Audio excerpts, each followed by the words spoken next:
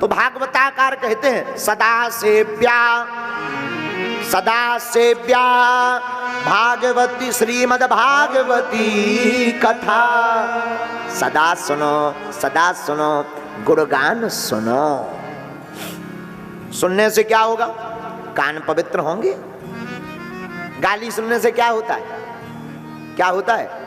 अच्छा, बिना वजह कि हम तुम्हें गाली देने लगे,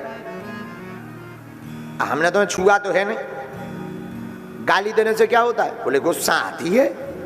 कोई गाली दे तो शरीर फनफना जाता है, लगता है मसल डालें, लेकिन हमने कुछ किया तो नहीं। हमारी वाणी, हमारी जीभ, हमारी जबान हम दे रहे, तुम्हें क्या दिक्कत है? अरे ऐसे कैसे नहीं? गुस्सा आती कि नहीं? बोलो। तो गाली देने से क्या होता है? गुस्सा आती है। उसी प्रकार बोले कथा से क्या होता है? कथा से भगवान की भक्ति आती है। हाँ, कई लोग कहने लगते ना, जो अंधविश्वासी आदमी होते, जो कई लोग जो सनातन विरोधी होते, वो कहते क्या होगा कथा से? टेंट लगाओ, भंडार और 1.5 करोड़ खर्चा करो, 1 करोड़ खर्चा करो, ये करो वो करो, 3 घंटा बर्बाद होते हैं, क्या हो जाता है कथा से? अच्छा भाई साहब, गाली से क्या हो जाता है? हम तुम्हारे बाप गाली दें, क्या हो जाएगा? अरे ऐसे कैसे दे सकते हो? शरीर फनफना जाएगा। हाँ जी या ना जी? तो कोई तुमसे पूछे कि कथा से क्या होता है, तुम पूछना गाली देने से क्या होता है, उनकी समझ में आ जाएगा। जब बिना छुए गाली देने से इंसान का टेम्परेचर 300 वोल्टेज बढ़ जाता है, तो ये भगवान की कथा की ताकत है कि भगवान की कथा सुनने से मन शांत होकर के प्रभु की भक्ति प्राप्त हो जाती है। इसलिए सदा सुनो।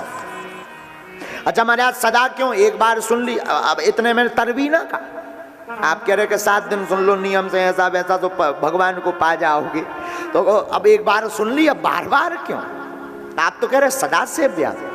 ये मन बड़ा खतरनाक है भैया, बहुत खतरनाक है, बहुत डेंजर है। तुरंत ये मन कतन्नी मारता है।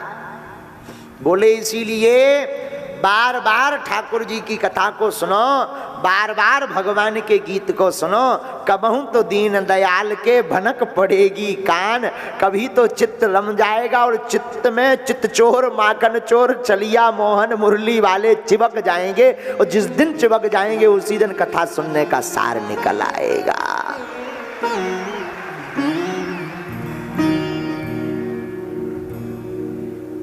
श्री नारद जी, भगवान नारद जी महाराज कथा श्रोता है, सनत कुमार कथा बक्ता।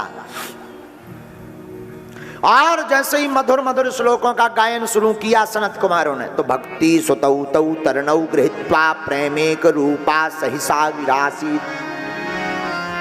श्री कृष्ण गोविंद हरे मुरारी नाथेति नामानि मुहुर्वदन्ति, नाथेति नामानि। जैसे ही श्लोकों का गायन किया, भक्ति देवी ताता थैया करती हुई प्रकट हो गई।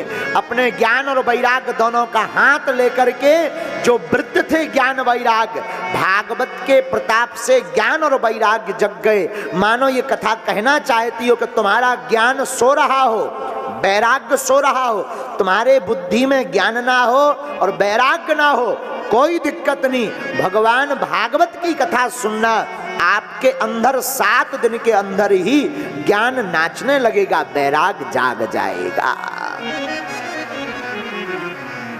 भक्ति देवी प्रकट वही। महाराज सबके लिए तो स्थान दिया, हम कहाँ बैठे नारद जी? हमारे लिए कोई बढ़िया सा स्थान बतलाओ। नारद जी बोले बाकी तो सीट बुक है, तुम थोड़ा देरी से आई हो। एक काम करो देवी जी, जितने भक्त यहाँ कथा में बैठे हुए हैं सबके हृदय में जाकर के वास करो। और व्यक्ति एक बार आ जाए तो लौट कर जाए ना, ऐसा स्वभाव अपनी जिंदगी में रखो। हमारे राम जी का और ठाकुर जी का यही स्वभाव है। हमारे ठाकुर जी और राम जी ने ऐसा स्वभाव में जीवन जिया कि सदियों पहले भगवान अवतरित हुए थे। भगवान आज भी हैं, लेकिन अवतार की लीला ये कब पूरी हो गई? भागवत की लीला 5500 वर्ष ठाकुर जी की पूरी हो गई है, लेकिन आज भी ऐसा लगता है जब कभी कथा होती या भगवान कृष्ण की चर्चा चलती, मानो लगता है भगवान कृष्ण हमारे बीच बैठे हों। मानो लगता है भगवान हमारे बीच अटखेलियां कर रहे हों। मानो लगता है भगवान हमारे पास आ गए हों। इसलिए मेरे युवान भाइयों से निवेदन है, तुम जिंदगी में जीना है, एक कथा का नोट कर लो, हो सके तो पेन कागज लेकर बैठा करो, कभी जिंदगी में काम आएगी ये बातें। किसी को अपना बनाना है तो प्रभाव में मत अपना बनाओ, किसी को अपना बनाना है तो स्वभाव में अपना बनाओ। कई लोगों को लगता मैं जरा ऐसी रहूं, ऐसा रहूं, लोग मुझे डरें, भय, अपने आप को ऐसा प्रस्तुत करने के लिए लोग प्रायः ऐसा करते हैं। और हम एक बात बताएं, किसी को अपने यहां पर अपने जीवन में तुम्हें सरेंडर करना है तो भय में नहीं, भाव में सरेंडर करो।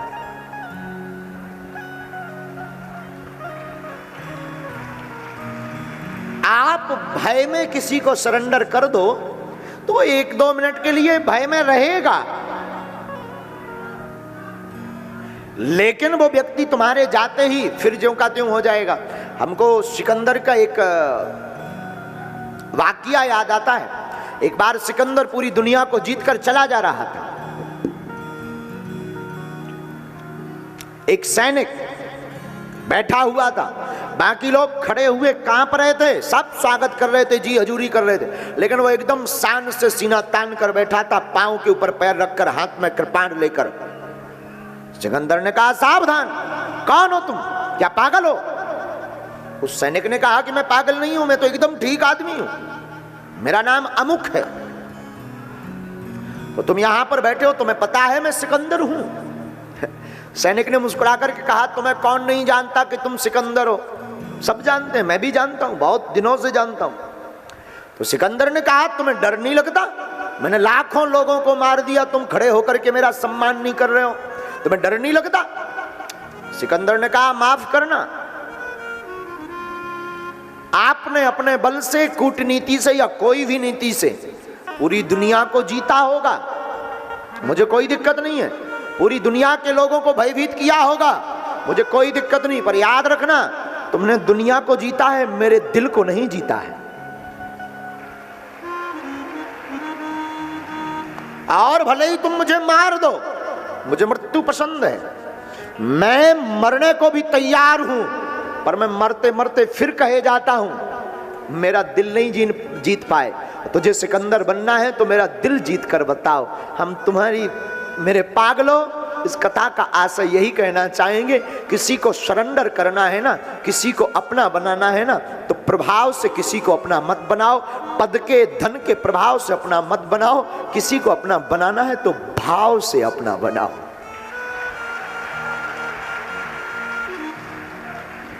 आप किसी को प्रभाव से अपना बनाओगे तो प्रभाव जब तक रहेगा तब तक वो तुम्हारा रहेगा, और किसी को स्वभाव से अपना बनाओगे तो जब तक तुम्हारे तन में श्वास रहेगी तब तक स्वभाव रहेगा, तब तक वो व्यक्ति तुम्हारा रहेगा।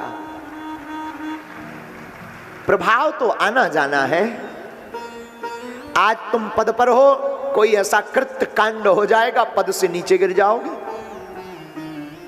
लोग गाली बकेंगे। आज तुम्हारे पास संपत्ति है, एक बालक उस संपत्ति को मिटाने वाला पैदा हो जाएगा, तुम कटोरा लेकर घूमने लगोगे। आज तुम्हारे रूप है, यौवन है, कल बुढ़ापा आ जाएगा। आज तुम्हारे पास लोग हैं, कल कोई ऐसी वाणी निकल जाएगी कि लोग छूट जाएंगे। इसलिए युवान जितने बैठे हैं, ये तुम्हारे काम की बात है। तुम किसी को भी अपना बनाने पर तुले हो ना, प्रभाव से बनाने के चक्कर में अपनी एनर्जी खत्म मत करना, अपना टाइम वेस्ट मत करना, अपना समय बर्बाद मत करना। किसी को तुम अपना बनाना भी चाहते हो तो अपनी मधुरता, अपने सौम्यता, अपनी सहजता जिंदगी में इतना करना प्रारंभ कर दो कि व्यक्ति खिंचा हुआ तुम्हारी तरफ चला आवे।